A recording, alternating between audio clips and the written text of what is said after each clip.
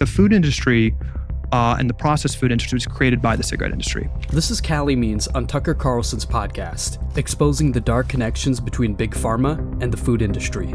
Callie was an insider, a former lobbyist for Big Pharma and big-name companies like Coca-Cola, as you'll learn later in this discussion. Today, he's what we call a whistleblower. Prepare yourself. What you're about to hear will change completely how you see the world of food. Let's get started. In the 1990s, the two largest food companies in the world were R.J. Reynolds and Philip Morris. What happened is when the Surgeon General way too late in the 1980s said cigarettes were maybe problematic, these were some of the largest companies in the world with the largest cash piles of any company in the world. So what they did is they used their cash piles to buy food companies. We think about the 80s as the Wall Street era M&A, a lot of deals. The two biggest M&A deals up until 1990 in world history were cigarette companies buying food companies. This wasn't just any corporate strategy. It was a calculated move by giants like R.J. Reynolds and Philip Morris, who were facing growing public backlash and tighter regulations on tobacco. Philip Morris, for instance, acquired Kraft Foods in 1988 for $12.9 billion, and later bought Nabisco in 2000 for $14.9 billion, creating one of the world's largest food conglomerates. Similarly, R.J. Reynolds merged with Nabisco Brands in 1985. They were about taking the addictive expertise from cigarettes and applying it to food. These companies brought their vast knowledge of addiction science directly into your kitchen, influencing the very fabric of the American diet. It wasn't just about expanding their portfolio. It was about applying the same addictive principles of nicotine to food products, thus ensuring that the same business model, creating lifelong consumers, remained profitable. But this is just the tip of the iceberg. Let's listen to Callie. So you had in the 90s, these two cigarette companies very strategically do two things. They shifted their thousands of scientists who were experts at making cigarettes addictive to the food department. So we had the rise of ultra-processed food where our food now is a science experiment. The second thing they did is they shifted their lobbying. So the cigarette industry, of course, was the biggest, lobbying spenders and had a good playbook. They shifted their playbook on lobbying and rigging institutions of trust to food. So they created the food pyramid. So the cigarette industry, through the food companies they bought, paid off the FDA, the USDA, Harvard to create reports saying sugar doesn't cause obesity. And they lobbied for the food pyramid in the 1990s, we all remember, which said, animal-based fats are bad, carbs are good. Remember, carbs and sugar were basically the base of the pyramid. So the American diet, because of that, because we trust our medical institutions, which they know, we shifted our diet significantly to ultra-processed food. It was very intentional, the food pyramid. That was a ultra-processed food marketing document that carbs were fine, sugar was fine. And that shifted, and you look at dietary patterns. Today, a child diet is 70% ultra-processed food. Now, what does that mean, right? Those are literally foods invented by the cigarette industry to addict kids. Obviously we've got sugar, but there's thousands of different ingredients and science concoctions that scientists work in a lab to make it more palatable, to make it more addictive. So food consumption, calorie consumption has skyrocketed. And the byproduct of these toxic ingredients that the cigarette industry I watched and helped with this, bought off the USDA, bought off the FDA, is they wreak havoc among our cells. The foundation of our diet is ingredients that we aren't biologically made to eat, that didn't exist 100 years ago. The foundation of our diet is three things when you look at any label. It's added sugar, processed sugar, which basically didn't exist 100 years ago. It's just from natural sources. Ultra-processed grains, which were invented 100 years ago. The processing takes the fiber off. They're basically hidden sugars, devoid of nutritional value. And seed oils. Seed oils are the top source of American calories. And this is actually seed oils are the top source of American calories. Soybean oil, canola oil. This is the baseline of American calories right now. And these seed oils were actually created by John D. Rockefeller as a byproduct of oil production. It's basically engine lubricant. And the Rockefeller and those aligned with him actually lobbied to have this suitable for human consumption. That's how seed oils came into the American diet. They're much cheaper, but they're highly inflammatory. And just by definition, just at the highest level, these ingredients and all the chemicals we can't name that are in ultra-processed food are not natural ingredients that our bodies are made to handle. So there's, as we talk about in Good Energy, this produces a lot of side effects to our cells. The food industry isn't trying to kill Americans.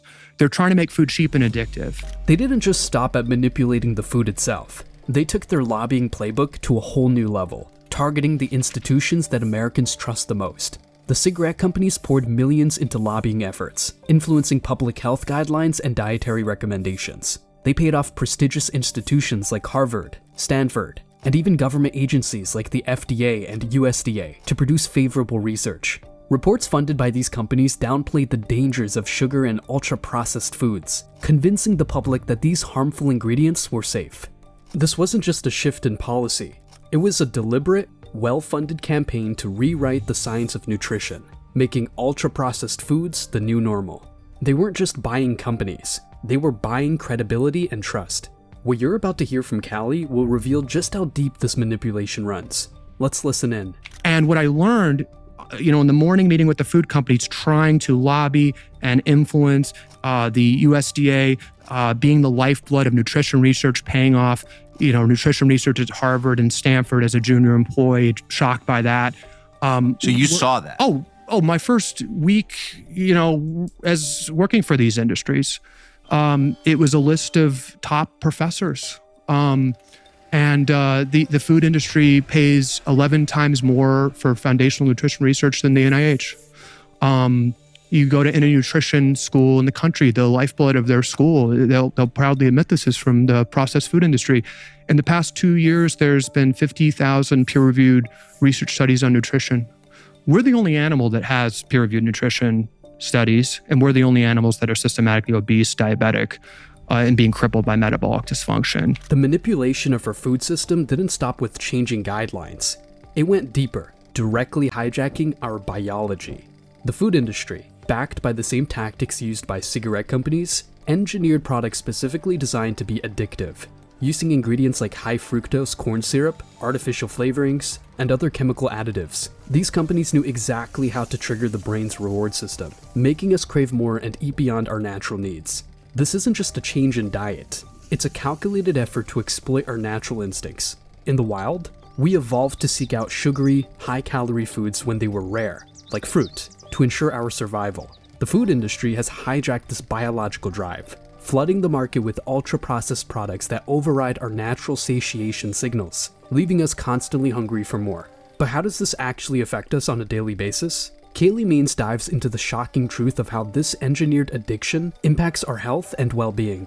Let's listen to what he has to say. The problem very strategically, and this is well known among the industry, is that ultra-processed food does, because they're able to do this science experiment with our food, it hijacks our biology, it hijacks our satiety signals. High fructose corn syrup, fructose, it makes us want to eat more.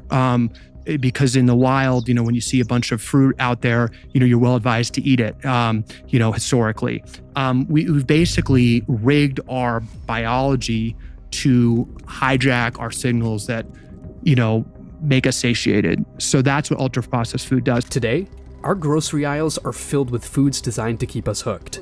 Products that are scientifically crafted to make us crave more. From sodas and snacks to frozen meals, and even supposedly healthy options, the same addictive ingredients are present. High fructose corn syrup, artificial sweeteners, MSG, and a cocktail of preservatives. These ingredients are not just additives, they are specifically engineered to hijack our taste buds and keep us reaching for more.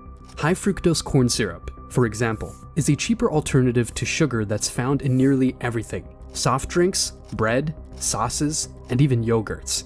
It doesn't just add sweetness, it disrupts our metabolism and contributes to obesity, diabetes, and liver disease.